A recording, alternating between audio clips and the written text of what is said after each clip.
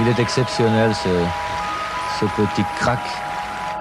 If you believe you can fly, you can. So it was kind of inspiring me, to say I can fly today. And that's the way I rode light, like I would have wings and I could fly. Mon père, il achète beaucoup de chevaux en France. Donc, mon meilleur chevaux sont toujours des chevaux français. Compétition. But she jumped so good, and I thought, she only did one round yesterday. She jumped amazing yesterday. Cheval sauté, c'était un rêve. J'avais mon parcours qui défilait exactement de la façon dont on avait prévu. Le cheval sautait formidable, j'avais un sentiment génial. Cavale. Bonjour à tous, je suis Nolwenn. Aujourd'hui, nous allons à la rencontre d'un jeune cavalier professionnel de 22 ans qui n'est autre que Charles Aubry-Chavet. Installé dans ses écuries en Saône-et-Loire, et plus précisément à Essertène, vous avez pu rencontrer Charles dans les concours de saut d'obstacles de la région et surtout sur les épreuves d'1m30 à 1m45. Il est notamment avec son père, le propriétaire de l'élevage des Saugets. J'ai souhaité m'entretenir avec Charles, car en Bourgogne, il est le jeune cavalier dont on parle beaucoup. Pour vous éclairer davantage, en 2019, il réalisait un total de plus de 63 500 € de gains, avec 490 participations, 163 premières places, dont une soixantaine en épreuves pro nationales et CSI. Ma volonté était donc de découvrir davantage son environnement, mais aussi sa vision de l'équitation et ses petits secrets. Aujourd'hui, j'ai rencontré un homme de cheval, réellement envoûté par les chevaux, et je suis toujours la première à valoriser la passion, alors j'ai été attentive au discours de Charles. Car sincèrement, dites-moi, qu'y a-t-il de plus beau que la passion ? Ce podcast a été enregistré par téléphone le 6 mai. C'était la dernière ligne droite avant la fin du confinement. Normalement, aujourd'hui, nos vies ont repris un cours davantage normal, mais pas encore tout à fait. Alors continuez à prendre soin de vous et veillez sur vos proches. J'espère que cet échange vous passionnera autant qu'il l'a été pour moi. Je vous laisse découvrir ce podcast en vidéo cette fois et on se retrouve tout à l'heure. Bonjour Charles. Bonjour. Alors tout d'abord, j'espère que tu vas bien pendant cette période de confinement et comment justement se passe le confinement pour toi ? Écoute, moi je fais partie des gens qui sont privilégiés, je crois, parce que le confinement, je le vis au sein de mes écuries. Donc j'ai la chance d'être toujours dehors, toujours aux côtés des chevaux. Et puis pour le moment, moi je m'ennuie pas parce qu'on a quand même beaucoup de travail. Et puis c'est vrai que je fais partie des gens quand même qui ont de la chance pour cette période parce qu'en plus j'ai aucun proche qui a été touché par ce virus. Donc pour le moment, je suis pas le plus à plaindre. Oui, c'est sûr. Je pense qu'il y en a pas mal qui doivent t'envier. Et justement, comment ça se passe par rapport au travail de tes chevaux ? Comment tu as adapté ton travail sans savoir en fait quand est-ce que vous allez reprendre les concours ? En fait, les jeunes chevaux, eux, ils travaillent quand même beaucoup parce qu'on a encore espoir que la saison des jeunes chevaux reprenne. On a eu différents communiqués de la SHF et qui nous disent que très certainement les concours jeunes chevaux vont reprendre. Donc les jeunes chevaux, eux, continuent à travailler, que ce soit sur le plat, ils sautent quand même une fois par semaine, ils vont pas mal en extérieur. Et les chevaux qui ont un peu plus d'âge sautent très peu pour le moment. Ils sautent une fois tous les 15 jours, font beaucoup de travail de musculation et beaucoup de travail un petit peu pour le moral. J'ai quand même quelques nouveaux chevaux qui ont plus de 7 ans. Donc ces chevaux-là quand même sautent un petit peu plus régulièrement pour se préparer. Mais dans tous les cas, je lève pas le pied. C'est-à-dire je les garde vraiment prêts à reprendre la compétition, autant physiquement que moralement. Oui, c'est sûr que sans savoir, c'est le plus adapté à faire. Donc, je me tiens prêt, quoi. Ouais. Donc, l'objectif aujourd'hui, ça va être de pouvoir apprendre à te connaître et que tu partages ta vision de cavalier. Donc, ma première question, c'est toujours ce qui intéresse les personnes en général. C'est comment est-ce qu'il a fait pour en arriver là ? Et du coup, est-ce que tu peux nous dire à quel âge, où et comment en fait tu as commencé l'équitation ? Alors, déjà avec plaisir. Et puis, moi, je ne suis pas sûr que ce soit une histoire très singulière, mais je suis un petit peu tombé dedans depuis tout petit, parce que mon père est dans les chevaux. Il est cavalier professionnel, il est une écurie de propriétaire. Ma mère n'est pas dans ce domaine-là, mais aussi très passionnée du monde du cheval. Donc, ce qui s'est passé, c'est que moi, je suis né au mois de juin. Pour mon premier Noël, mon cadeau était un poney, tout jeune, et avec cette ponette. Donc, j'ai pris goût tout de suite on ne va pas faire de vilain jeu de mots avec le virus, mais j'ai pris le virus tout de suite. Parce qu'il fallait la fêter comme les autres. Donc, la ferrer, qu'elle vive au box, qu'elle soit tondue et tout ça. Donc, j'ai commencé à poney comme tout le monde. Donc, dès mes premiers pas, déjà, j'étais aux écuries, dans les pattes de tout le monde. Ensuite, j'ai commencé à monter un petit peu à poney, tout d'abord au sein de mes écuries avec mon père. Ensuite, j'ai monté un petit peu dans un club pendant peu de temps, pendant juste quelques semaines, pour me familiariser un petit peu avec les… Parce que chez moi, il y avait quasiment que des chevaux de sport, donc c'était pas évident, il n'y avait qu'une ponette. Donc, je me sens dans un club qui était voisin. Ça ne m'a pas énormément plu parce que je voyais mon père monter à cheval, donc je voulais monter à cheval. Donc, je me suis rapidement mis à cheval. Mes parents m'ont acheté une jument qui était assez modeste, mais qui était une jument qui était parfaite pour apprendre. Ça s'est passé quand j'avais entre, on va dire, 6 et 10 ans. Donc, j'ai fait comme tout le monde. J'ai commencé avec des concours clubs. J'en ai fait une demi-saison pour vraiment partir du bas de l'échelle, quoi. La club 3, à l'époque, on disait les E3 et jusqu'à la club 1, quoi. Ensuite, j'ai commencé les épreuves amateurs avec cette jument-là assez rapidement parce que mon père avait déjà, lui, faisait du concours en tant que professionnel, puis il avait des élèves. Donc, pour pouvoir les suivre, je me suis vite mis à faire les épreuves amateurs. Là, ça a été assez bénéfique pour moi parce que du coup, ma progression était rapide. Et comme mon père avait déjà des propriétaires, tous les chevaux qui ne pouvaient pas passer sous sa selle, qui n'avaient pas forcément les qualités nécessaires, c'est moi qui les ai montés. Donc, ma progression a été rapide. Tout ça, c'était en même temps que mon parcours scolaire complètement normal, c'est-à-dire la primaire, ensuite le collège. Pendant que j'étais au collège, donc j'ai commencé à monter davantage de chevaux. C'est-à-dire que comme je me débrouillais bien, les clients des écuries de mon père me confiaient des chevaux qui avaient des moyens qui étaient peut-être limités. Mais donc je montais ces chevaux-là sur le circuit amateur en fait. Donc de 1 mètre à 1,25 m. En fait, une question s'est vite posée, c'est parce qu'à cette époque-ci, on avait un classement des meilleurs amateurs en France qu'ils appelaient la Computer List. Et j'ai figuré en première place pendant quelques semaines. Et ça, du coup, ça m'a bloqué parce que je ne pouvais plus faire les épreuves que je voulais. J'avais trop de classements, etc. Et à ce moment-là, j'allais rentrer au lycée, je crois.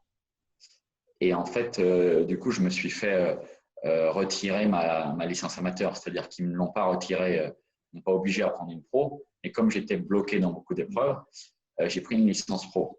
Donc là, les questions sont posées parce que rentrer dans la cour des grands, entre guillemets, j'avais 15-16 ans.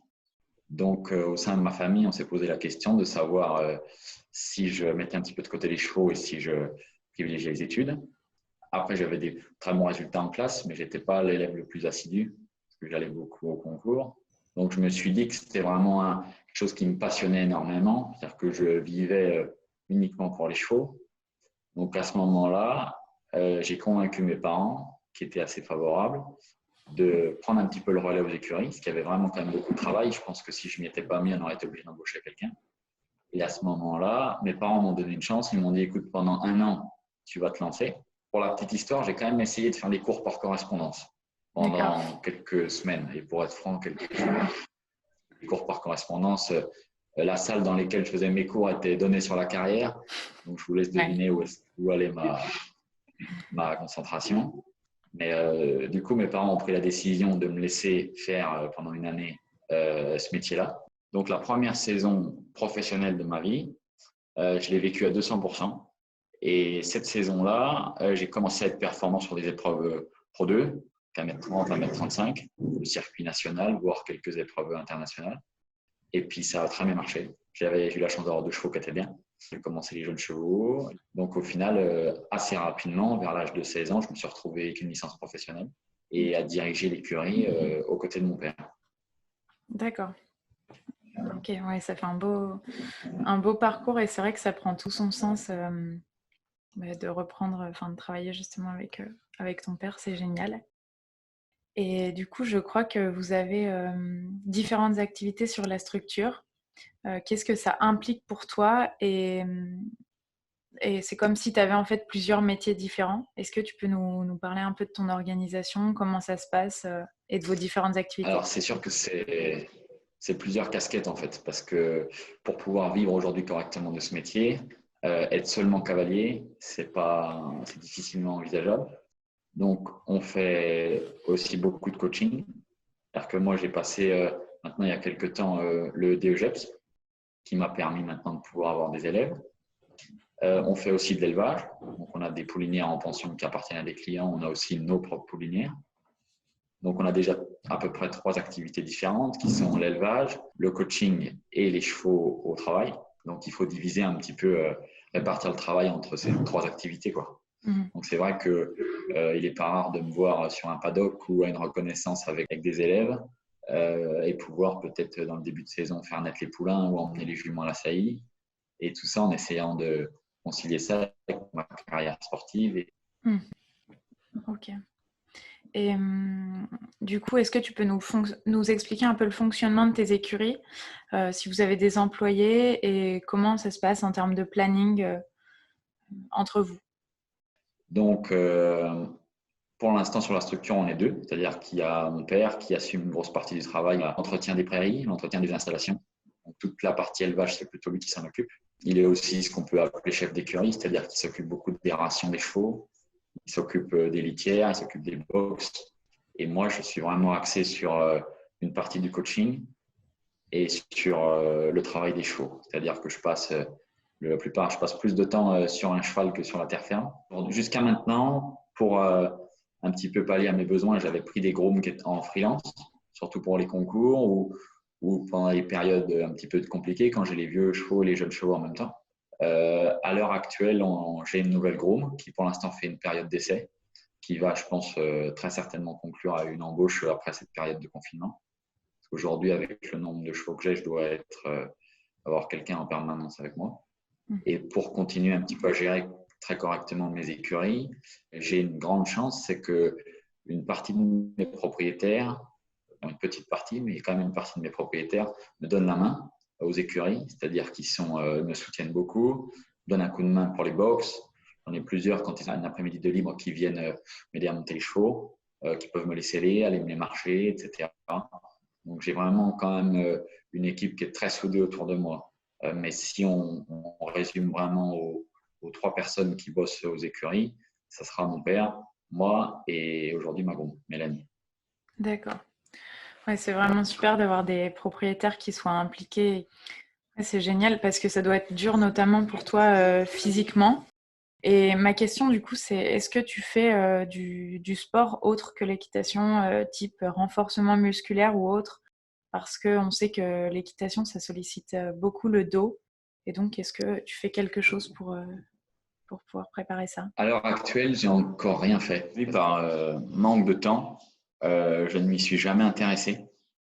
Malgré que je sois bien au courant et bien conscient que chez les cavaliers qui font la discipline que je pratique, donc jusqu'à aujourd'hui, j'ai un petit peu vécu au jour le jour, c'est-à-dire en travaillant beaucoup, en montant énormément de chevaux, que ce soit les box, que ce soit l'entretien des prairies, que ce soit les chevaux, donc qui m'ont quand même beaucoup sollicité physiquement. Aujourd'hui, que je vois que pour me préserver, il va falloir que j'y pense. Donc, j'ai la chance d'avoir une de mes propriétaires qui est kiné, qui m'a un petit peu aiguillé et qui m'a dit qu'il faudrait que je prenne des rendez-vous avec un ostéo. Et aussi que l'idéal, ça serait que je puisse au moins 1 fois par semaine faire un petit peu de natation.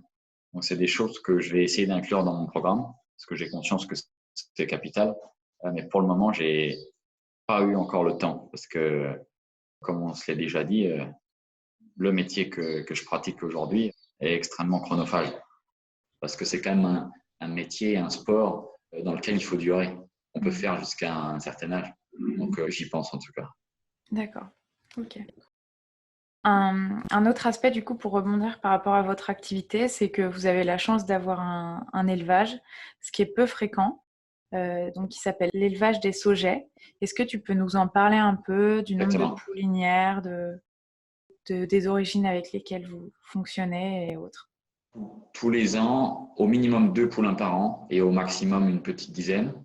Ça dépend les années parce que Ça dépend les années parce qu'en fait, avec mon père, on a toujours 2 ou 3 poulinières pour nous et le restant des poulinières appartiennent à des propriétaires qui les font saillir pour leur propre compte. Et puis avec mon père, on a 4 poulinières qui sont des souches basses de notre élevage. C'est des juments avec lesquels on a fait du concours pour que tu cibles un petit peu. Donc, on n'a que des juments qui sont celles françaises. C'est une race qu'on tient à faire évoluer parce que c'est des courants de sang qui nous plaisent. Donc, on a une jument qui est fille de Lotto de Sémilly, qui est la souche basse de mon père, une jument avec laquelle il a fait les Grands Prix. On a une jument par Rosière, dont je te parlerai peut-être un peu plus tard, qui est Scala, qui attaque sa première année en tant que poulinière. Une jument par Quickstar, avec laquelle j'ai gagné pas mal d'épreuves, qui maintenant fait des poulains aussi à la maison. Et une jument par Baloubet d'Uruguay, qui aussi est dans notre lot de poulinières. Donc, ces 4 juments françaises qui ont la capacité de produire en tant que celles françaises originelles, parce qu'elles n'ont que des courants de sang français. Donc, il m'arrive de les croiser avec des étalons qui peuvent aussi être des étalons allemands, belges, enfin des chevaux étrangers. Tout dépend, le croisement qui me botte un peu cette année-là. Pour moi, l'élevage, c'est une grande passion. Peut-être aussi prononcée que celle du saut d'obstacle. Donc, tous les ans, pour moi, c'est un grand moment de devoir croiser mes juments. On étudie un petit peu les chevaux qu'on voit au concours, les étalons que je peux voir évoluer dans mes épreuves, aussi les chevaux qui sont connus et reconnus sur descendance. Ensuite, on fait une petite réunion avec mon père, parce qu'on a regardé un peu chacun ça de notre côté. Et ensuite, on fait, en fonction de si les juments remplissent plus ou moins bien, les étalons qui sont proposés en frais, les étalons qui sont proposés en congelé. Et puis, on regarde et on fait les croisements un petit peu de cette manière. Et c'est intéressant d'un point de vue économique pour pouvoir commercialiser les poulains quand ils sont en âge de l'être. Ok. Donc, vous essayez dans un premier temps déjà de les valoriser plutôt que de les vendre poulains vraiment, quoi. Alors, je suis jamais pressé de les vendre parce qu'on a à peu près une trentaine d'hectares, on a un petit peu de terrain. J'aime les voir évoluer, parce qu'on aime bien les tester un petit peu avant. C'est-à-dire que sur mes poulains, on les rentre assez régulièrement. Mon père s'occupe pas mal de ça.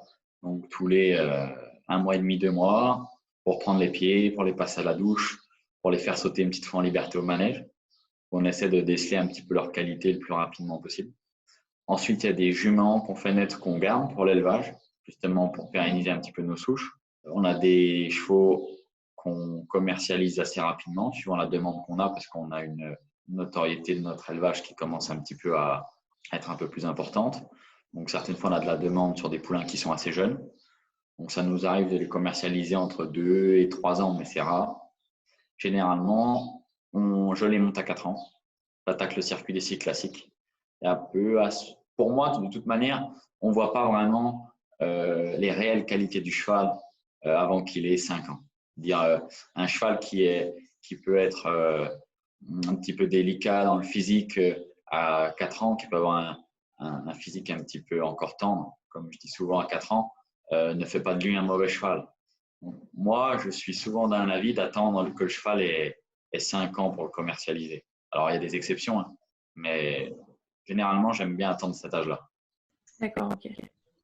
Est-ce que vous faites des concours d'élevage ou pas du tout, en présentation modèles à allure et autres? Donc, en fait, en ce qui concerne les concours jeunes chevaux, ce que j'appelle les concours des foals ou des 1 an, des 2 ans, des 3 ans, j'y participe pas, par manque de temps en fait, parce que préparer un foal pour un concours avec donc la mère, aller les présenter, donc c'est tout un travail. Préparer les championnats des celles français des 2 ans ou des 3 ans, c'est beaucoup d'organisation, c'est beaucoup de préparation.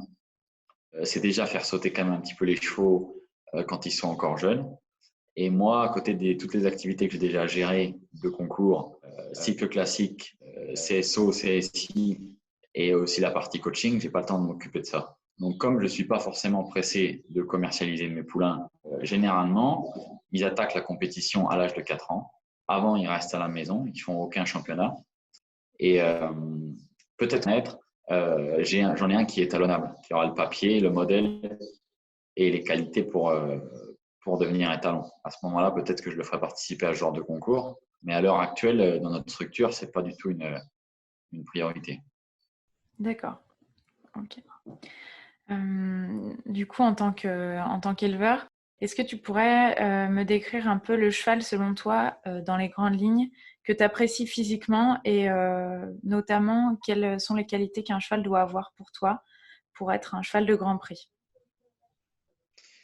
Alors, tout d'abord, physiquement, je vois les choses un petit peu de deux manières. J'essaie de ne pas être sectaire parce que j'aime monter des beaux chevaux. Ça, c'est sûr que c'est toujours plus plaisant.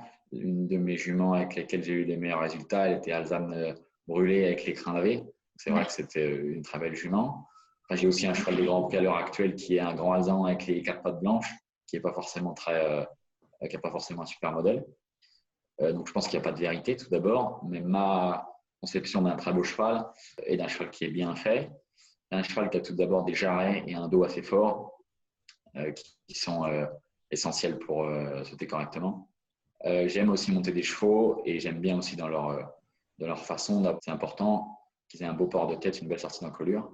Et j'aime pas les chevaux qui sont trop légers dans les dessous, c'est-à-dire les chevaux qui ont des articulations assez fines. J'aime bien quand même les chevaux qui sont assez forts. Aujourd'hui, on leur demande quand même beaucoup d'efforts. Donc, je pense qu'il ne faut pas remonter 40 ans en arrière avec des chevaux trop lourds qui manquent de sang. Mais je pense qu'il faut quand même des chevaux qui soient suffisamment forts, fait un petit peu avec de la force, donc jarret fort, dos fort, avec quand même du look. Aujourd'hui, les gens, ils accordent beaucoup d'importance à ça. Donc, moi, dans mes croisements personnels, par exemple, j'essaie de faire en sorte que mes chevaux aient du look. Et ce que je privilégie par-dessus tout, c'est le sang. Parce que je pense qu'un cheval doit avoir beaucoup d'énergie, beaucoup de sang. Aujourd'hui, les épreuves se courent rapidement. Alors après, le cheval idéal, il a énormément d'énergie, énormément de sang, beaucoup de force. Il a un bon galop, un bon équilibre de galop. Il est respectueux de la barre. C'est les qualités essentielles. Après, je pense que quand on rencontre le cheval qui a toutes ces qualités-là, voilà, là, on a vraiment un très bon cheval de Grand Prix. Mais outre toutes ces qualités, je pense que la plus grande qualité qu'un cheval peut avoir, c'est la tête, le mental. Parce que moi, dans mon piquet de chevaux, ils n'ont pas tous la force ou tous le look ou tous l'équilibre nécessaire. Ce qui compte, c'est qu'ils aient quand même envie d'être sans faute, envie de se donner pour le cavalier. Et je pense qu'aujourd'hui, si j'ai vraiment une caractéristique d'un cheval, c'est le mental, la tête. C'est ça qui les fait gagner, qui les fait se surpasser. D'accord. Pour revenir en général, dans l'équitation, les journées sont toujours trop courtes et tu le disais. Comment est-ce que tu t'organises pour allier ton métier de cavalier et celui de coach, et notamment en concours? Enfin, comment est-ce que tu t'organises? Alors, pour les coachings, je m'organise d'une manière assez précise. C'est-à-dire que déjà, quand je fais des concours un peu plus importants, que ce soit CSI ou étape du Grand National, j'ai peu d'élèves qui me suivent, peut-être un ou deux. Donc à ce moment-là, c'est facile pour moi de combiner coaching et mes chevaux. Sur les concours régionaux, généralement, j'ai énormément d'élèves. Donc on se les répartit avec mon père. C'est-à-dire qu'ils peuvent choisir s'ils préfèrent travailler avec mon père ou travailler avec moi. Dans tous les cas, ils ont l'habitude des deux, puisque si je suis pris, si je suis à cheval ou quoi que ce soit, il faut qu'ils puissent faire leur reconnaissance, leur détente avec mon père. J'essaie quand même d'en assumer une partie, parce qu'il y a des chevaux de mes élèves que je monte parfois le vendredi pour les garder vraiment dans le travail. De toute manière, les clients sont toujours encadrés, que ce soit par mon père ou par moi. Moi, j'ai toujours un ou une groom. À l'époque, je prenais des grooms en freelance. Je pense qu'après le confinement, on va embaucher Mélanie, qui va être ma groom à temps plein, ce qui me permet de vraiment pouvoir me consacrer à mes élèves sans que ça fasse défaut à mes chevaux. Parce que le principal, c'est qu'on ait une réussite importante, autant mes élèves. Moi, je prends autant de plaisir à voir une de mes élèves gagner une épreuve à 1m10, 1m15 et moi, le soir, gagner à 1m35. C'est-à-dire que pour moi, il n'y a pas d'épreuves qui sont plus importantes que d'autres. Et c'est vraiment que tout le monde soit logé à la même enseigne. Donc, tout est vraiment organisé, quoi. Mon père en fait une partie, j'en fais une autre. Mes chevaux sont gérés par ma groom en attendant. Et aussi, mes élèves se rendent compte de ça. C'est-à-dire qu'ils se rendent compte que je leur consacre beaucoup de temps. Donc, ils mettent la main à la pâte, ils font une tournée de haut, ils me filent un coup de main pour marcher un cheval, pour ci, pour ça. Donc, ils mettent la main à la pâte de façon que je leur consacre le plus de temps possible. Et ce que je fais, c'est qu'on fait la reconnaissance. La reconnaissance, généralement, c'est pas rare de nous voir, mon père et moi, sur le terrain, avec 2 autres cavaliers, pour qu'on soit en petit comité, maximum 4-5 élèves avec nous, pour qu'on puisse un petit peu faire individualiser un petit peu la reconnaissance. Ensuite, la détente. J'insiste souvent pour que mes élèves soient au bord du paddock quand c'est moi qui monte, pour qu'ils voient ma façon d'aborder, ma façon de détendre les chevaux et qu'ils puissent reprendre un petit peu ça après avec les leurs. Donc, généralement, ils sont très attentifs là-dessus. Ils regardent déjà comment je fais, ensuite, ils reproduisent un petit peu. Je leur glisse toujours qu'il faut absolument pas mimer, mais qu'il faut toujours s'inspirer. Et ensuite, j'attends, quand ils sortent de piste, je veux qu'ils aillent trotter un petit peu les chevaux. Et quand ils ont trotté un petit peu les chevaux, que tout le monde a un petit peu décompressé, on fait un débriefing déjà à chaud, en entrant au box assez court. Et le soir, un débriefing à froid avec les vidéos, de façon à améliorer pour le lendemain ou le concours d'après. Ok, super. Génial. Est-ce que du coup, tu peux nous décrire une journée type pour toi à la maison? L'hiver, on va dire que j'ai 2 journées types, c'est-à-dire que les chevaux ont leur premier repas le matin entre 6h30 et 7h. Je tiens à ce qu'ils mangent entre 6h30 et 7h parce que généralement au concours, les premières épreuves sont vers 8h. Et comme je pense que les chevaux sont des animaux d'habitude, ils mangent entre 6h30 et 7h tous les jours parce que je veux qu'ils ne soient pas décalés quand ils sont au concours et qu'ils aient le temps de digérer un petit peu avant le parcours. Parce que je me suis intéressé au système digestif du cheval et je sais qu'un cheval qui entame de l'exercice avec l'estomac vide, les sucs gastriques explosent à l'intérieur et à ce moment-là, c'est inconfortable pour le cheval. Donc, je mets vraiment un point d'honneur sur la façon de nourrir les chevaux, que quand ils commencent à travailler, ils aient l'estomac qui soit encore plein. Ensuite, nous, on prend un petit déjeuner avec un peu l'équipe, c'est-à-dire avec ma groom, avec mon père, avec peut-être les propriétaires qui sont là pour donner un coup de main. Ensuite, on fait tous ensemble les écuries, c'est-à-dire que tous les chevaux sont repaillés ou les crottins sont faits sur les chevaux qui sont sur copeaux, sachant qu'une grande majorité de mes chevaux sont sur copeaux. Et à ce moment-là, j'en profite pour jeter un œil général à tous mes chevaux, voir ce que j'aime bien regarder leur état. Pour moi, leur état est très important. Donc, tous les jours, un petit œil pour voir s'ils se portent bien. Donc, comme ça, autour de 8h, 8h30, tout est nickel. Que ce soit les écuries, que ce soit les sols du manège ou de la carrière. Comme ça, je peux me mettre un cheval directement. J'essaie d'en monter quand même pas mal. Les chevaux sortent beaucoup en extérieur, c'est-à-dire que ce soit ma groom, que ce soit ma sœur, que ce soit parfois leur propriétaire, ils sont beaucoup en balade en forêt. Parce que quand ils attaquent leur travail, que ce soit un travail en liberté ou monté, parce que selon moi, plus ils sont chauds musculairement et plus ils sont bien dans leur tête, mieux ils travaillent. Donc ils vont au paddock, ils vont en extérieur. J'ai pas de marcheur, j'ai pas fait cet investissement-là pour le moment. Donc j'ai la chance d'avoir des gens qui me donnent un coup de main. Donc j'essaie d'en monter environ 3 ou 4 le matin. Ensuite, on fait une pause le midi. Ça, pareil, c'est important pour moi. Je ne m'arrête pas le midi, après ça ne fonctionne pas. Ensuite, on se remet à cheval tout de suite. Généralement, je rattaque par un quiessage, le temps de digérer un peu. Et puis, dans l'après-midi, j'essaie de ne pas en monter de plus de 10 par jour pour avoir le temps de quand même tous les bien travailler. Et je veux vraiment qu'ils soient tous déjà sortis une fois avant que je les travaille. Le soir, c'est très souvent Mélanie qui fait les soins. Donc, les bandes pour ceux qui ont pu sauter ou qui ont travaillé d'une manière un petit peu plus intense. On essaie de graisser les pieds 2 fois par semaine maximum parce que je pense que trop, c'est pas nécessaire. Donc, de guetter chaque petite plaie, chaque petit coup pour toujours pouvoir déceler les soucis le plus tôt possible. C'est vraiment important pour moi les soins des chevaux, quoi. Donc ça, tous les soirs, ils ont les soins. Petit check-up complet de voir si tout le monde va bien. On refait une petite fois les box quand même le soir après les soins, les crottins, un petit coup de balai.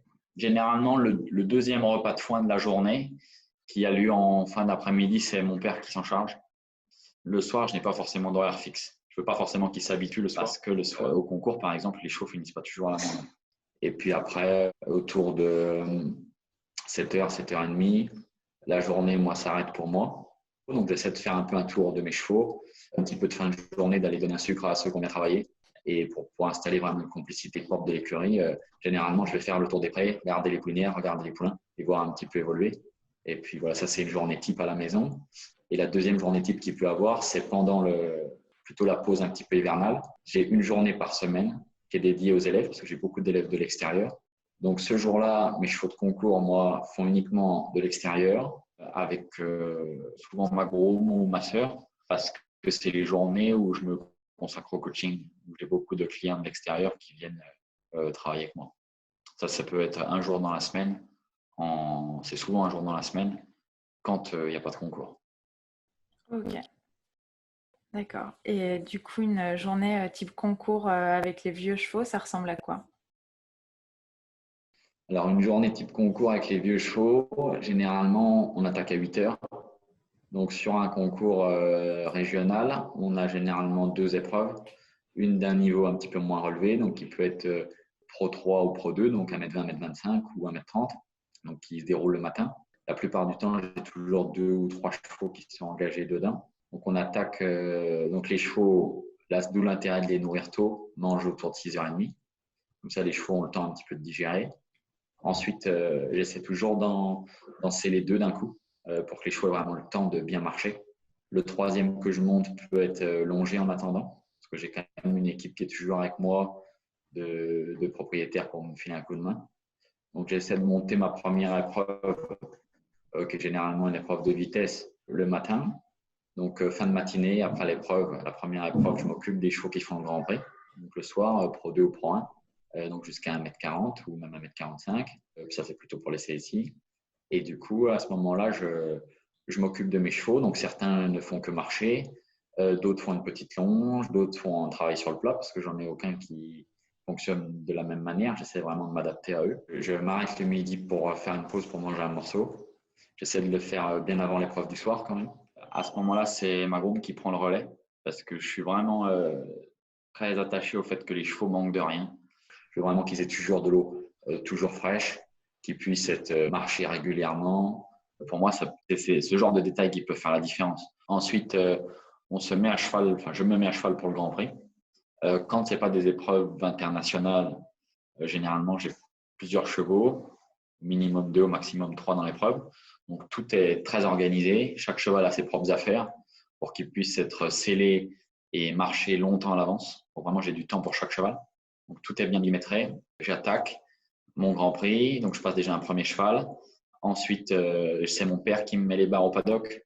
Donc, ma groom est toujours là aussi. Elle a son sac avec les sucres qui sont là un peu pour l'entrée ou la sortie de piste, avec différents morts, etc. pour voir ce qu'on peut améliorer pendant ma détente. C'est elle qui réceptionne les chevaux, qui va peut-être parfois les trotter un petit peu après mon parcours pour que je puisse directement me concentrer sur le suivant. Puis après, le reste de la journée, c'est si la journée m'a souri après le barrage. Et si ça m'a encore plus souri, la remise des prix. Ensuite, ce que j'aime bien, c'est quand même avoir le temps de me poser après. Parce qu'on ne se rend pas toujours compte, peu importe la hauteur de ce que ça demande comme effort physique, émotionnel, autant pour le pilote que pour les chevaux. Donc après, je ne remets pas les chevaux dans le camion et je ne repars pas un quart d'heure après. Je laisse le temps aux chevaux de se poser, qu'ils puissent boire, qu'ils puissent manger une ration. Donc, ça peut être jusqu'à 1 heure, 2 heures. Comme des fois, je peux repartir que le lendemain. Les chevaux soufflent un petit peu après l'attaque une semaine, quoi. Ça aussi, je pense que c'est des détails. Généralement, quand on gagne une épreuve, on est pressé de rentrer. Moi, quand je gagne une épreuve, je pense déjà à la prochaine. Donc, je me dis que si je laisse le temps à mes chevaux de récupérer, ils seront plus en forme pour le week-end d'après. Voilà un petit peu ma journée type au concours. D'accord.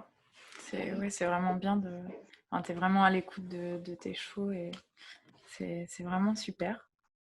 Du coup, comment est-ce que tu planifies le travail de tes chevaux au quotidien et est-ce que tu as un dispositif particulier sur lequel tu aimes travailler? Alors, comment je planifie le travail de mes chevaux? C'est-à-dire que je suis contre les cavaliers qui font balade tel jour, plat tel jour, qui sautent tel jour. Je trouve qu'il faut vraiment s'adapter aux chevaux. Moi, j'essaie vraiment d'être à leur écoute. Il y a un cheval qui a besoin de beaucoup de travail, il va travailler beaucoup. Un cheval qui a besoin de peu de travail, il va travailler moins. Dans tous les cas, sans exception, je travaille beaucoup en extérieur, en trotting. Ça, pour moi, c'est fondamental. Il travaille aussi sur le plat, que ce soit dans la carrière ou dans les prairies qui sont un petit peu voisines à ma structure, parce que j'ai la chance d'être à la campagne. Je saute mes chevaux, pas très régulièrement. C'est-à-dire, je suis toujours soucieux qu'ils prennent du plaisir à sauter. Ils sautent pour progresser, ça c'est sûr. Mais j'essaie vraiment de le faire sur déjà des cavaletti, sur des barres par terre, pour avoir un niveau de dressage dont j'ai besoin. Et si j'ai un exercice un petit peu qui m'est propre et que j'utilise beaucoup, c'est faire sauter les chevaux en liberté. Donc, que ça soit sur des différents dispositifs, que ce soit sur les chevaux qui ont besoin de travailler la couverture, sur les chevaux qui ont besoin de canaliser leur amplitude, ou donc avec beaucoup de barres de réglage, avec quelquefois des petits enraînements, ou contrairement des fois complètement nature. Si j'ai un exercice qui me représente, c'est vraiment le travail en liberté et le travail en extérieur. D'accord, ok. Ouais, c'est génial, enfin, c'est atypique et c'est pas ce qu'on entend souvent. Donc, super. Est-ce que tu peux nous parler de ton piquet de chevaux actuel? Alors, mon piquet de chevaux actuel, il va se composer de deux manières. C'est-à-dire que déjà, il y a les chevaux expérimentés, donc on peut appeler plus communément les chevaux d'âge, entre 7 et 13-14 ans, et les jeunes chevaux, donc entre 3 ans et demi, 4 ans, jusqu'à 6 ans. Donc, je vais commencer par les jeunes chevaux d'une manière un peu plus globale. À l'heure actuelle, j'ai 3 chevaux de 4 ans, qui sont des chevaux que mon père a fait naître avec moi, donc, qui sont des chevaux qui nous appartiennent. Je pense qu'ils sont des très bons chevaux à l'heure actuelle. J'ai une jument de 4 ans par Classique Bois Margaux, un cheval de 4 ans par l'étalon L'Amour du Bois. Et L'Amour du Bois, on l'avait utilisé parce que c'est un fils de Rosière, un étalon des Arts nationaux aussi, qui est donc la même origine que Scala. Donc, c'était un peu pour refaire un petit peu le même croisement que Scala. Et un troisième cheval par UNESCO du Feu, qui était un cheval qui a produit dans ma région, de la famille Ancelin. Ça, c'est des chevaux qui nous appartiennent, qui seront certainement commercialisés quand ils pourront reprendre leur saison. J'ai 2 chevaux de 5 ans, un qui appartient à une propriétaire et une jument qui appartient à mon père, donc qui ont pour origine la jument au Grillon des Champs et le cheval Yolisco de Quinon, qui sont 2 chevaux de 5 ans qui vont faire les 5 ans qualifs quand la saison reprendra. Et j'ai également 2 chevaux de 6 ans, donc un cheval qui est champion du CIR des 5 ans à Cluny l'an passé, et un cheval qu'on a fait naître mais qui appartient aujourd'hui à une propriétaire, qui est un fils de Drop des Varennes. Ça, c'est un cheval sur lequel je fonde de grands espoirs parce que c'est un cheval qui est très doué, avec lequel j'ai hâte de pouvoir sauter les 6 ans parce que je pense que c'est un cheval qui va être très compétitif. Et j'ai une autre jument de 6 ans qui est par Upidam Deor, qui est une jument pareil qui est très compétitive avec des moyens peut-être un petit peu plus limités, qui a eu de très bons résultats à 4 ans et à 5 ans, qui était déjà sous ma selle, c'est moi qui l'ai débuté. Donc voilà, dans mes jeunes chevaux, ça fait 3-4 ans, 2 5 ans et 2 6 ans pour la saison 2020.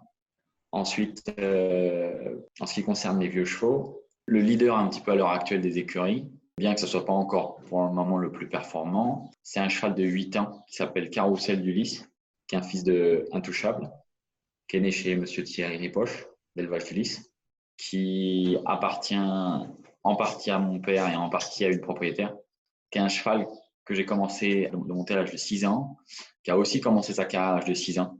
Ça fait partie des meilleurs chevaux que j'ai montés dans ma vie.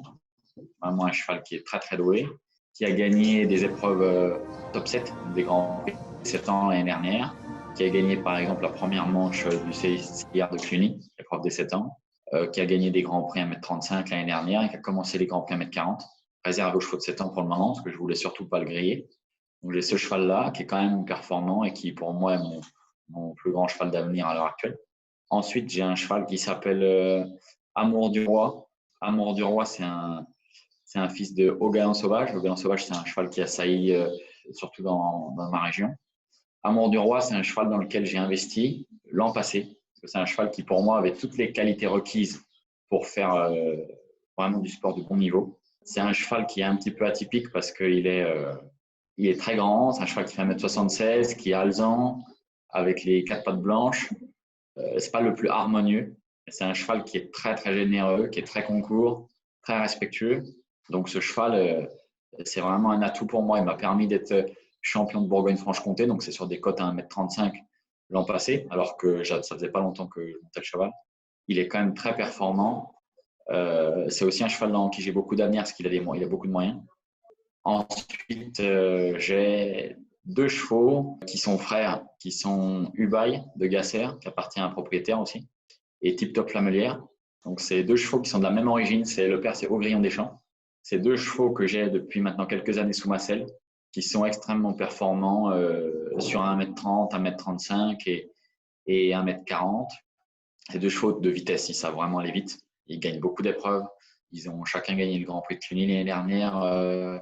J'ai une nouvelle recrue, un fils de Mylord Cartago qui s'appelle Bogos, qui a 9 ans, qui était auparavant sous la selle d'un cavalier amateur, qui avait évolué sur des épreuves maximum côté 1m20, donc qui est rentré dans mon piquet de chevaux il y a peu. La première épreuve qu'il a couru avec moi, il l'a gagné. C'est vraiment, je pense, un très bon cheval qui a besoin d'apprendre, qui a besoin de se faire, mais qui est vraiment très bien, qui sera peut-être commercialisé par la suite parce qu'il a vraiment beaucoup de qualité. Je ne suis pas sûr que je vais pouvoir le garder sous ma selle très longtemps.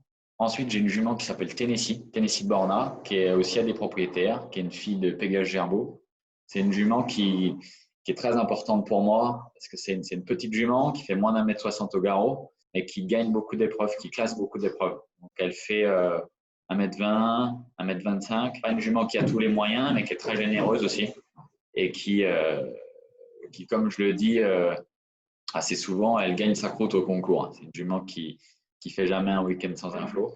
Donc, j'ai toujours un piquet de chevaux entre 10, 15, au maximum 20 chevaux les grosses années quand les éleveurs me mettent des chevaux de travail pour les jeunes chevaux. Après, tu pourras peut-être voir aussi dans mes résultats que j'en monte d'autres parce qu'on m'amène souvent des chevaux pour remettre en route ou pour faire passer un cap ou pour des chevaux que j'ai de façon occasionnelle en fait, que je monte pas régulièrement.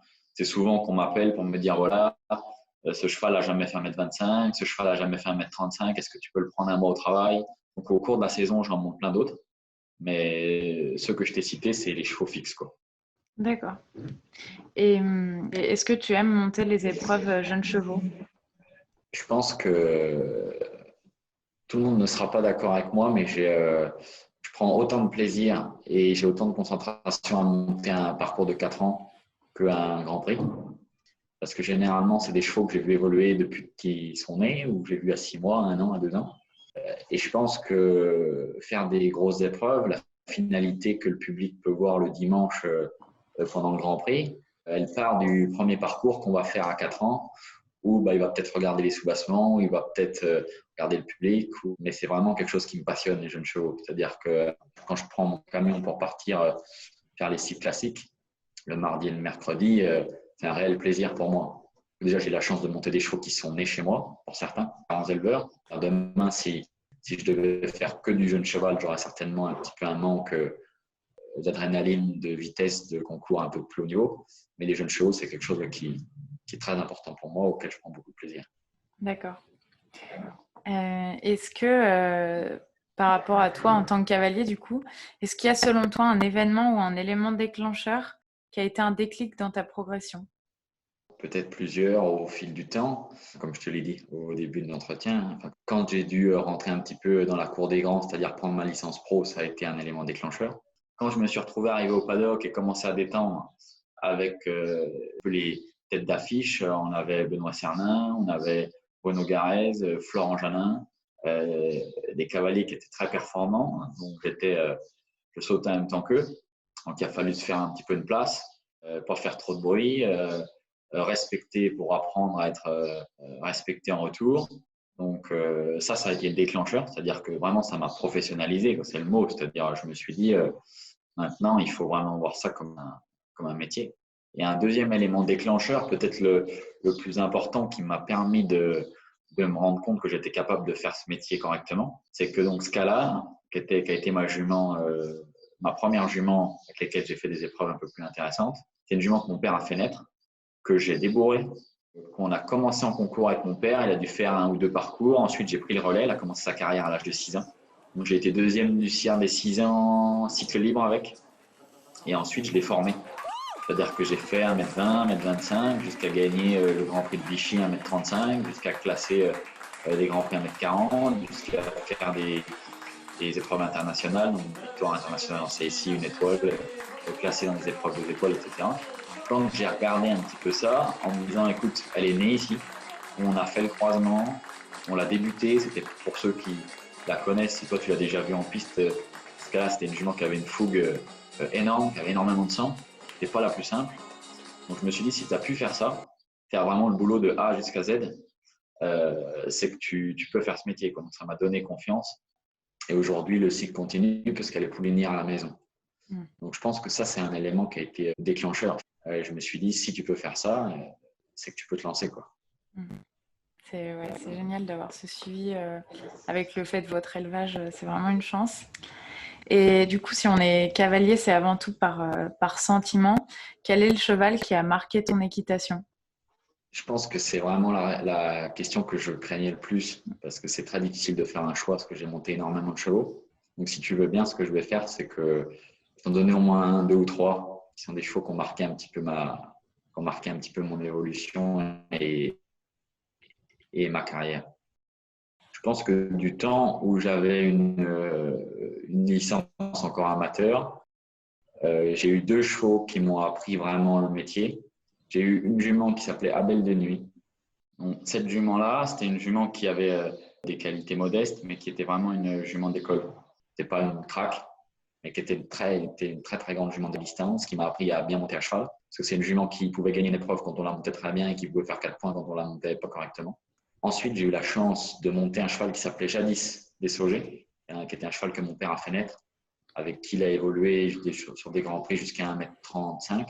Et Jadis, c'est le premier cheval avec qui j'ai dû sauter des grands prix à 1m25. C'est un cheval qui était extrêmement rapide. Et s'il y a un cheval qui m'a appris à aller vite et être rapide aujourd'hui, me donner le sens du tracé, du galop, c'est ce cheval-là. Ces 2 chevaux-là, donc c'est ceux qui m'ont donné goût à ça, qui ont fait mon équitation de base.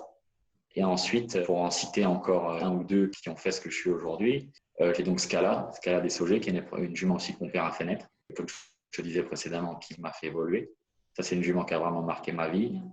Ensuite, j'ai eu un cheval qui a beaucoup compté pour moi, qui est encore dans mon piquet de chevaux aujourd'hui, qui est Ubaï de Gasser.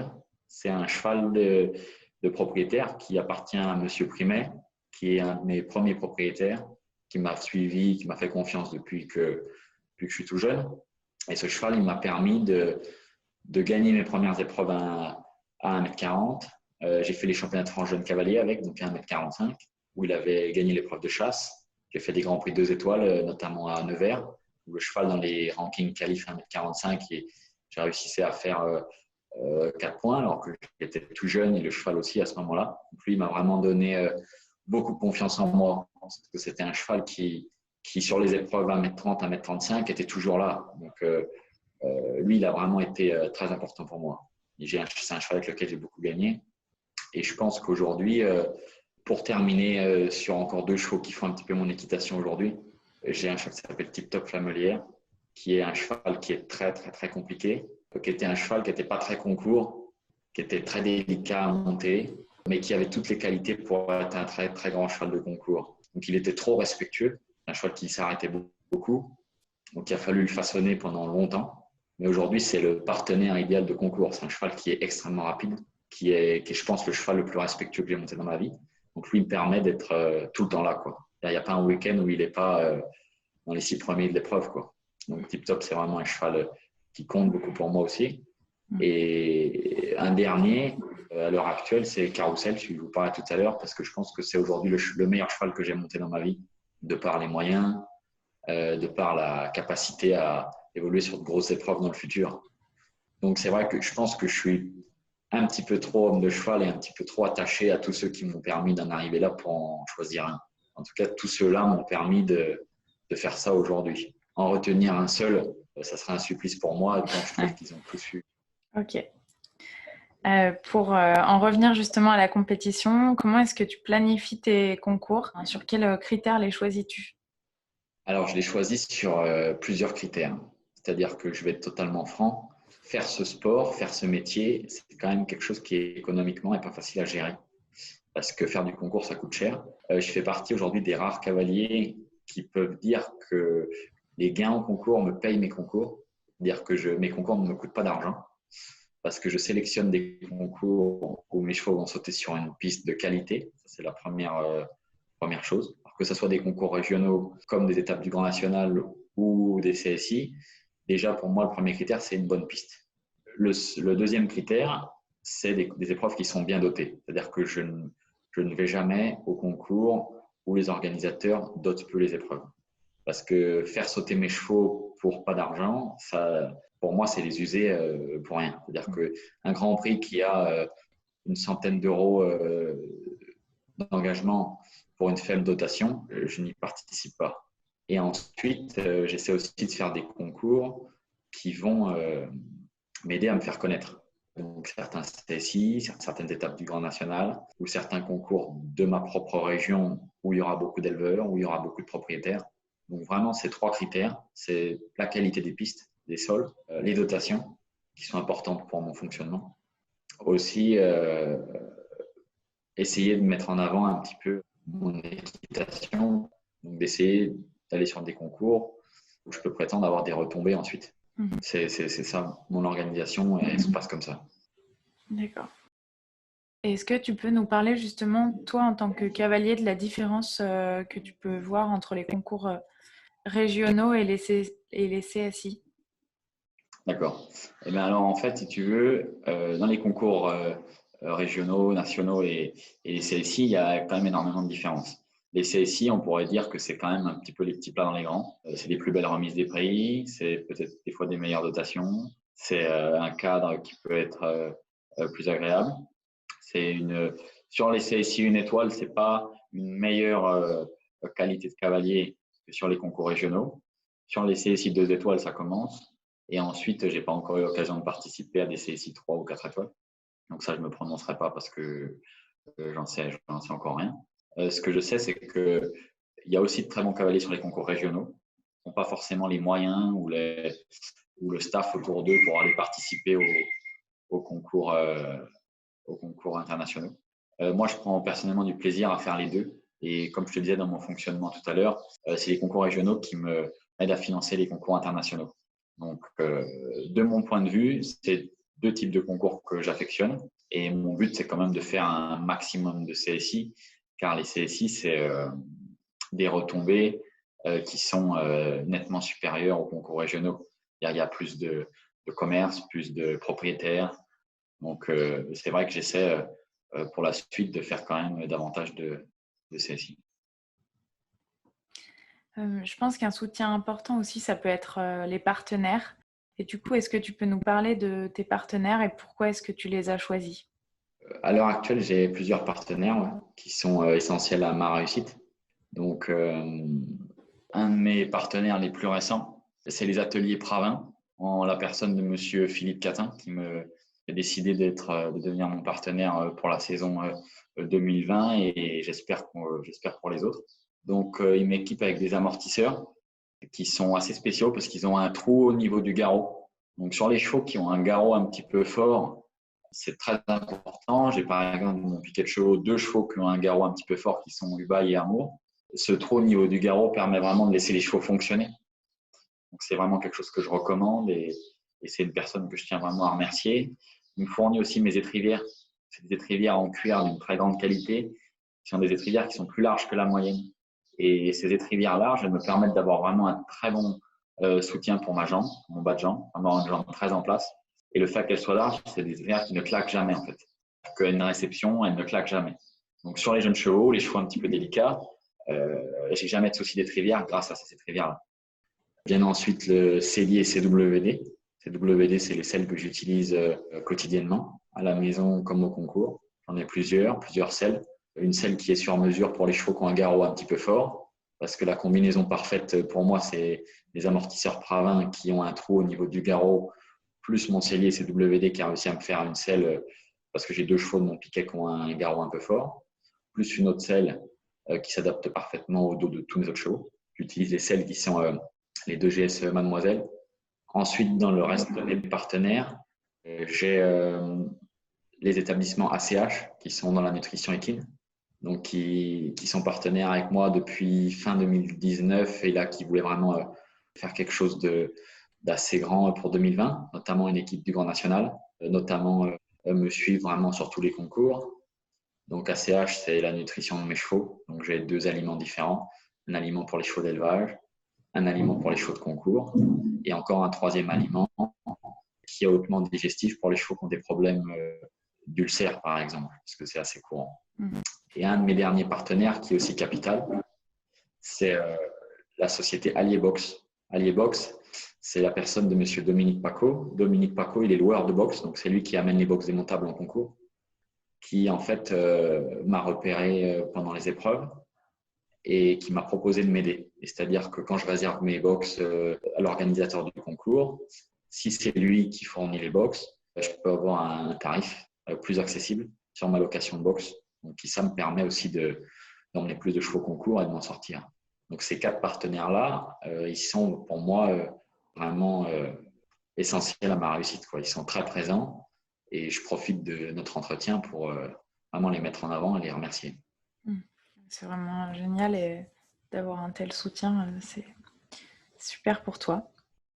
Est-ce que par rapport au concours, tu pourrais nous dire quel est ton concours préféré?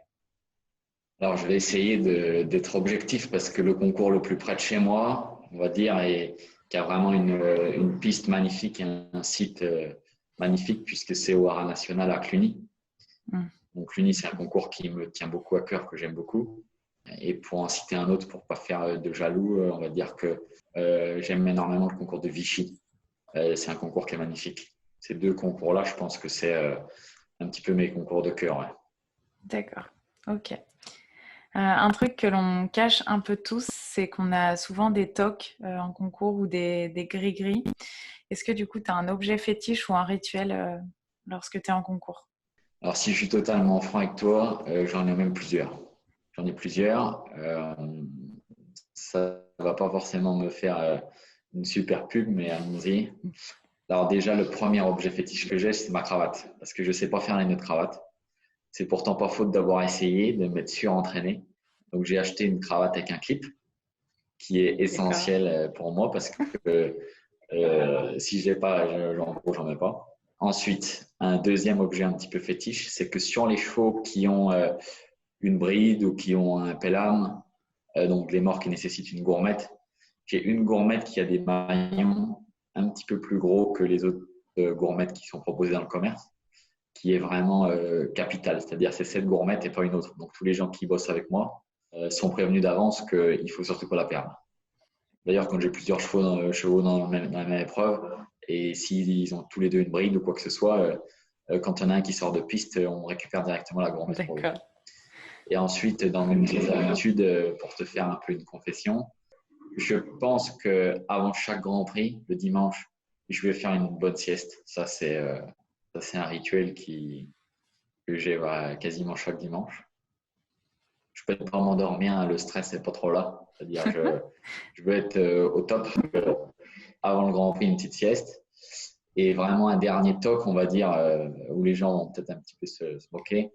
Quand j'arrive au concours, qu'on décharge les chevaux du camion et qu'on les met au box, je fais des pieds et des mains parce qu'ils ont un ordre précis. C'est-à-dire que je veux que celui-là soit le plus loin de la piste possible et qu'il n'entende pas le bruit. Je veux que tel jument soit à côté de tel jument parce qu'ils s'entendent bien.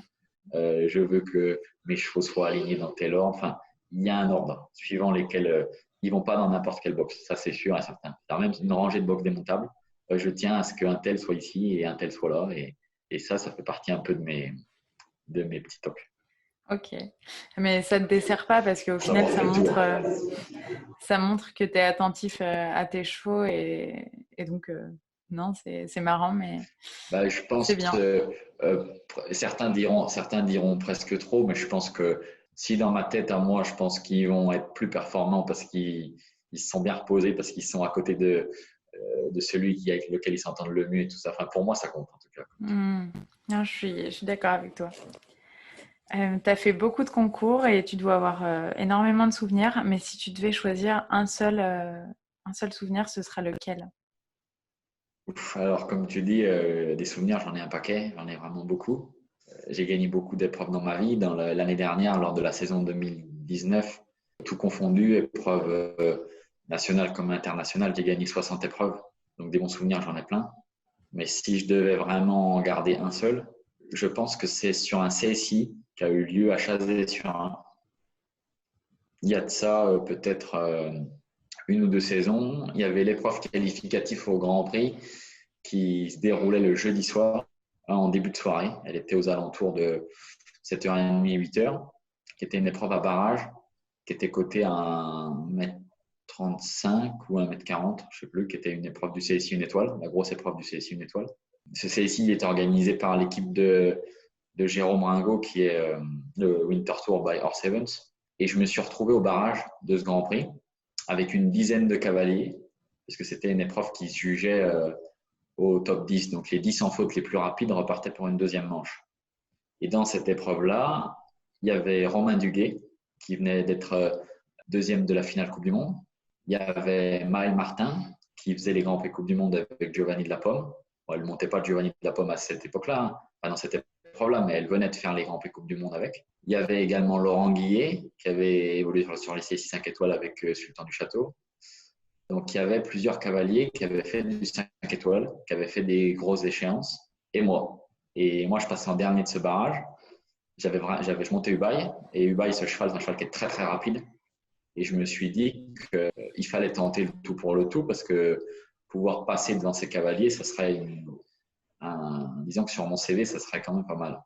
Donc, je suis parti en essayant d'être le plus froid possible dans ma tête. On va dire un petit peu le couteau entre les dents quand même, parce que pour battre ces cavaliers-là, il ne faut quand même pas traîner. Et j'ai fait plus court, plus vite. Au final, j'ai gagné cette épreuve. Et je pense que quand je me suis retrouvé à la remise des prix avec la couverture sur mon cheval, à cette époque-là, j'étais avec mon père. J'avais un groom qui était avec moi qui s'appelait Flavien, est sorti de piste, gagné cette épreuve. Ensuite, la Marseillaise filmée grand écran. Je savais qu'il y avait le propriétaire de mon cheval qui me regardait à distance. Il y avait mon groom qui était là, j'avais mon père qui était là. Et puis quand j'ai tourné la tête derrière moi, j'ai vu Laurent Guillet, Maëlle Martin, Romain Duguay. Je me suis dit que c'était déjà pas mal. Ça, c'était vraiment un de mes bons souvenirs. Tu m'étonnes. D'accord. Et du coup, on entend toujours, par rapport à ce que tu disais, on entend toujours dire les grands cavaliers dans les épreuves par équipe que le plus difficile, justement, c'est de passer en dernier dans une épreuve. Et du coup, comment est-ce que tu gères, toi, la pression, le stress face à ce genre d'événement et en général? Et est-ce que tu as un préparateur mental ou autre? J'ai jamais encore eu la chance de monter en équipe. J'ai jamais fait de Coupe des Nations ou quoi que ce soit, même que ce soit Children ou Junior ou Jeune Cavalier.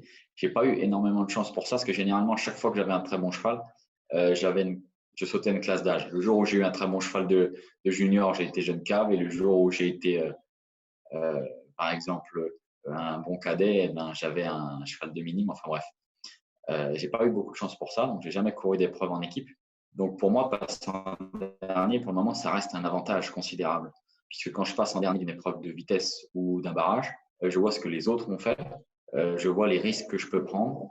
Je vois là où tourner, là où réaccélérer, je vois les obstacles qui sont fautifs. Donc pour moi, aujourd'hui, passer en dernier, c'est plutôt, ça facilite plutôt. C'est pas du tout quelque chose qui me met une pression autre. Je prends ça vraiment avec des informations qui peuvent être capitales pour moi. Et en ce qui concerne la pression, où tu me demandais comment je gérais la pression, disons que j'essaie de la traduire d'une manière qui est un petit peu personnelle. Avec mes parents, on est quand même parti de pas grand-chose, vraiment pas grand-chose, avec des moyens financiers qui étaient très très faibles. Donc en arriver là où j'ai été aujourd'hui, c'était beaucoup d'entraide, c'était beaucoup de sacrifices, c'était énormément de travail. Et donc quand je rentre en piste, et que j'ai vraiment un très bon parcours à faire, ou par exemple l'an dernier, j'ai été champion du CIR des 5 ans avec un cheval de propriétaire qu'on avait fait naître, qui s'appelle Erad Sauget. Je rentre pas avec la pression de faire 4 points, et la pression, elle s'envole, quoi. Je la gère tout simplement en me disant que c'est déjà super d'en être là, et que je suis déjà fier, entre guillemets, de ce qu'on a accompli avec mon père, avec mes propriétaires, avec mes chevaux. Et je me dis, écoute, si tu es là, c'est que ça en vaut la peine. Donc profite de tout ça et vis ça. Faut croquer la vie à pleines dents. Moi, c'est un petit peu ma devise. Et donc, voilà comment je gère un petit peu la pression. Pour le moment, peut-être qu'un jour, il faudra que je fasse autrement. Mais pour le moment, j'essaie de profiter à fond, parce que je me dis qu'avec les chevaux, tout peut aller très vite dans un sens comme dans un autre. Et pour le moment, voilà ma méthode pour gérer la pression. D'accord. C'est vraiment génial, en tous les cas, de prendre les choses comme ça. Après, une autre chose, mais moins sympathique, est-ce que tu pourrais nous dire ton plus mauvais souvenir et qu'est-ce que ça a pu générer chez toi? Comment tu as pu rebondir par rapport à ça? Écoute, je pense que dans ce sport, on perd peut-être plus qu'on gagne. Parce que gagner beaucoup d'épreuves, malgré que ce soit ce qui m'est arrivé l'an passé, c'est quand même, il ne faut rien laisser au hasard, quoi. Que ce soit dans le travail des chevaux, dans l'organisation, dans même notre travail personnel, comme tu disais précédemment, la préparation mentale. Donc, je pense quand même on a tous des coups durs. Et moi, si j'ai eu un coup dur dans ma carrière, à l'heure actuelle, c'est il y a quelques années, j'avais fait le championnat de France Pro 3. Je devais avoir 17 ans. Et donc, je l'ai fait avec Ubaï, qui était déjà un de mes partenaires à ce moment-là. Donc, le cheval devait avoir 8 ans, 7 ou 8 ans. Et donc, je m'étais beaucoup préparé. J'avais regardé beaucoup de championnats. J'avais mis vraiment l'accent sur son moral, etc. Je suis arrivé là-bas avec vraiment de grands espoirs. Et j'ai déroulé mon championnat sans fausse note. C'est-à-dire que j'ai été 6e de l'épreuve de chasse. Le lendemain, mon cheval a été extra. Il est encore sans faute en deuxième manche. Donc, ça m'a fait remonter sur le podium. Il a eu ensuite un jour de pause. Et à l'avant-dernière manche, mon cheval a encore été sans faute. Donc, ce qui m'a propulsé virtuellement à la fin à la médaille d'or. Et donc, il me restait un parcours à faire pour être champion de France Pro 3. Ce qui aurait pu être à 17 ans pas mal, surtout avec un cheval que j'avais aussi débuté. Donc, je suis rentré en piste et malheureusement, je fais une faute sur l'avant-dernier. Donc là, tout s'écroule parce que je loupe un titre de champion de France.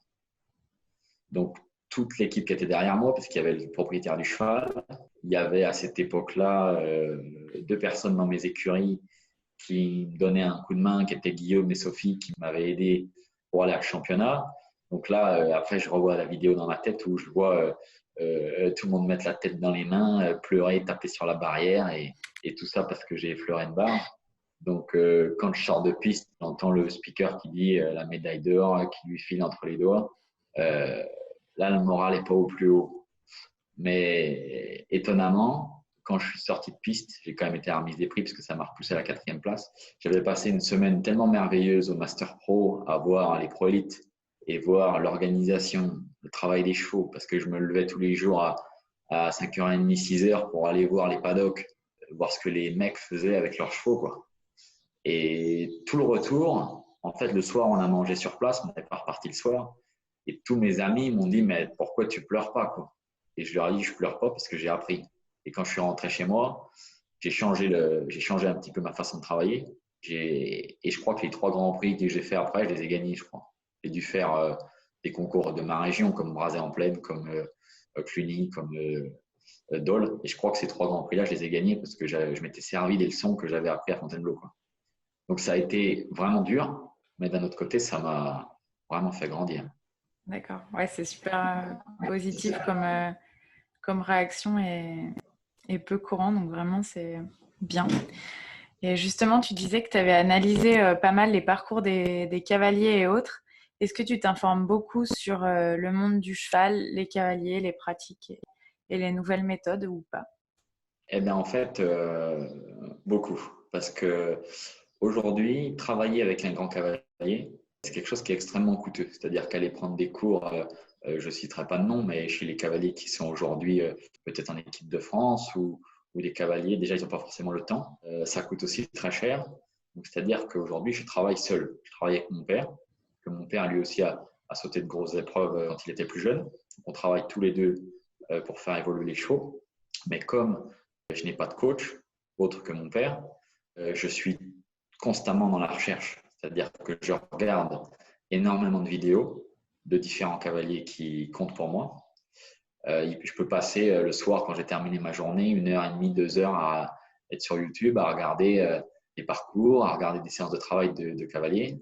J'écoute énormément d'interviews de cavaliers, d'éleveurs, parce que je pense que chaque petite anecdote ou chaque parcours, même les mauvais parcours qu'ils ont pu faire, je tape sur YouTube, je regarde sans cesse et j'ai un peu des parcours de référence où je me dis, quand ils ont tel cheval, ils font ça.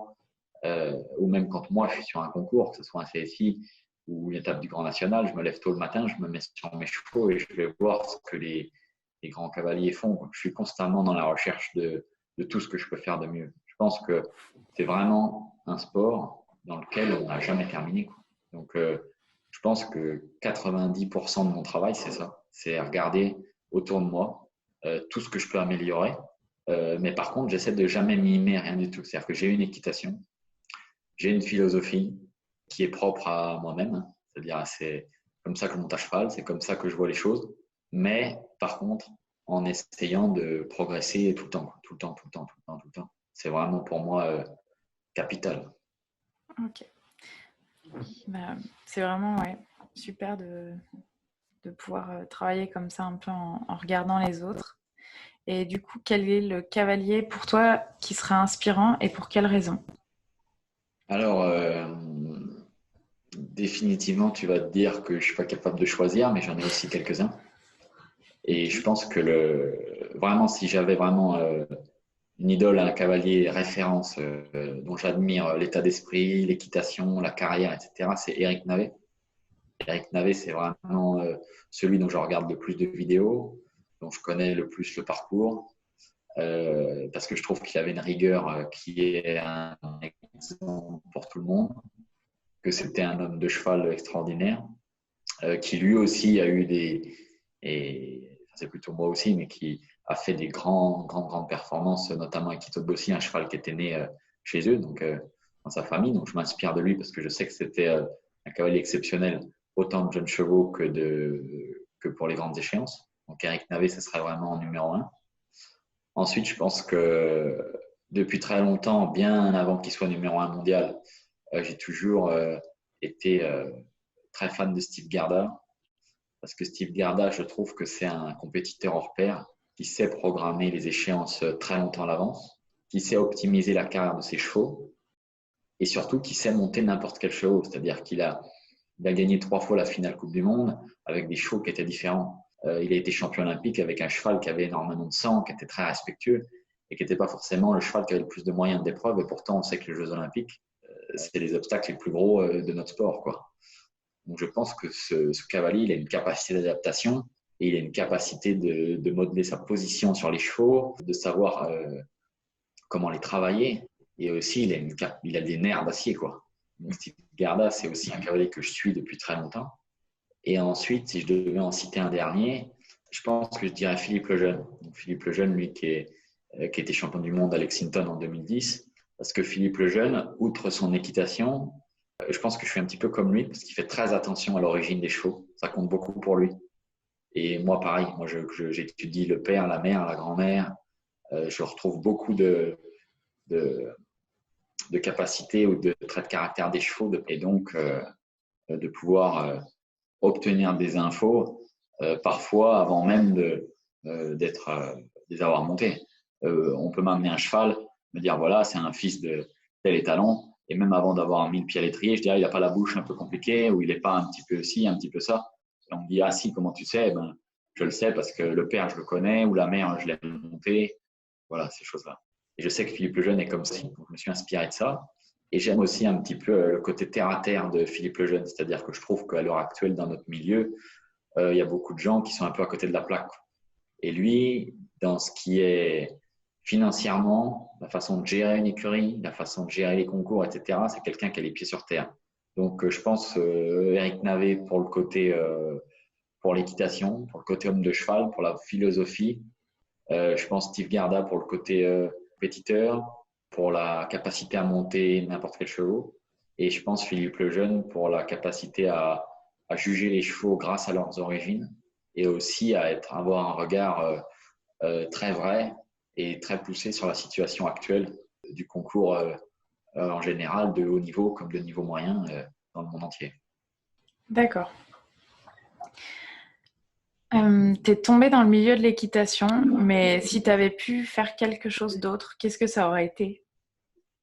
Comment dire? Je suis vraiment, avant d'être un cavalier, je suis vraiment un passionné de chevaux. C'est-à-dire que depuis tout petit, ça a toujours été les chevaux, les chevaux, les chevaux, les chevaux. Et si aujourd'hui, je devais avoir pu faire de concours, être au milieu de la campagne à juste faire naître des poulains, ça m'irait. Donc, je pense que si j'avais voulu faire autre chose, il y a quelque chose qui m'a toujours beaucoup intéressé, mais que je n'ai pas pu faire parce que je n'avais pas la taille pour, c'est être dans les chevaux de course. Que ça soit entraîneur ou jockey ou driver ou quoi que ce soit. Les chevaux de course, c'est un milieu qui me passionne. J'ai jamais loupé un prix d'Amérique. Tous les ans, je me dis, j'aimerais y aller en spectateur. Je n'ai pas forcément le temps, mais Je suis fan de chevaux de course. Et si je devais avoir une reconversion, ou si j'avais dû faire autre chose, je pense que j'aurais été dans les trotteurs ou dans les galopeurs. D'accord. Mais j'aurais jamais quitté les chevaux pour autre chose. Ouais, les chevaux. Ok. Avec toute l'activité que tu as dans tes écuries, est-ce que tu as la possibilité de partir en vacances? Et là, si tu pouvais partir, où est-ce que tu irais? Pareil, pour être franc avec toi, non, j'ai pas le temps déjà. J'ai pas le temps. Si je mets un peu d'argent de côté, ce qui est quand même pas facile, je préfère aller investir dans un poulain de 6 mois ou un poulain d'1 an plutôt que me payer de vacances.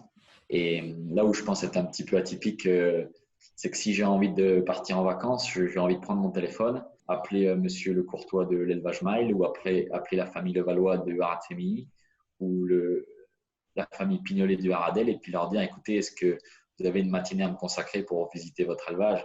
Parce que partir à la plage ou partir au ski ou partir tout ça, j'ai aucun doute sur le fait que c'est très bien, mais ça ne m'attire pas. Si j'ai un défaut, c'est ça, c'est avoir un petit peu de mal à me déconnecter de ce milieu-là. Et demain, si je dois partir en vacances, je pense que je pars en Normandie et je vais visiter des grands élevages si j'en ai la possibilité. D'accord. Ouais, donc, pas de doute, tu es bien passionné, je pense. Ok, donc on va commencer sur une partie un peu moins sérieuse. Enfin là, s'il y a encore une question sérieuse.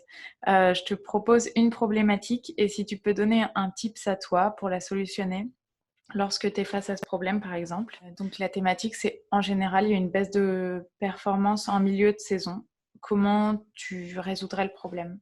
Je pense que de façon assez simple, en fait, les gens, parce que moi, ça a pu m'arriver quelques fois, je pense que ça se solutionne d'une manière assez simple. Il suffit d'être un petit peu logique et d'être à l'écoute des chevaux, en fait. Parce que je pense qu'aujourd'hui, le problème de notre sport, c'est que les cavaliers ne sont pas suffisamment à l'écoute des chevaux. Et qu'en pleine saison, il faut penser à faire un check-up vétérinaire du cheval. Ça, c'est très important. Mais il faut aussi penser à faire un check-up mental du cheval. C'est-à-dire regarder dans notre programme de travail si le cheval ne saute pas trop. Parce qu'un cheval qui travaille bien en période de concours, il n'a pas besoin de sauter de barre à la maison. Il ne faut pas oublier qu'un cheval, c'est un animal à la base sauvage qui aime bien aller au pré. Donc, je pense que c'est capital pour les chevaux de pouvoir aller un peu au vert. Et je pense que si j'ai un conseil à donner à tous les cavaliers qui vont m'écouter, c'est ça. C'est-à-dire, quand vous avez une baisse de performance pendant votre saison, il faut penser cheval et se dire, voilà, est-ce que je saute pas trop? Est-ce que mon cheval il fait suffisamment d'extérieur? Est-ce que mon cheval il va suffisamment au pré? Est-ce que je fais pas trop de concours d'affilée? Est-ce que je ne saute pas des épreuves qui sont inutiles? Et je pense qu'aujourd'hui, voilà, un petit peu, si j'avais un secret, on ne peut pas parler de secret, mais c'est ça, c'est vraiment penser à son cheval. C'est la partie la plus importante. D'accord. Ok. Donc pour la partie jeu, je vais te donner des noms de tes chevaux et tu vas devoir me donner un seul mot pour les définir. Ça marche. Ok. Donc on va commencer par Abel de nuit. Généreuse. Ok. Mélodie d'Aubois.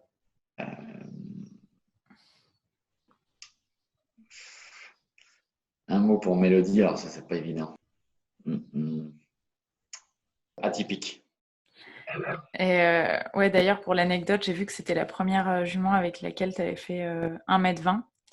C'était en juin 2011 et tu es arrivé 4e pour ta première 120, donc Ah oui. c'est marrant.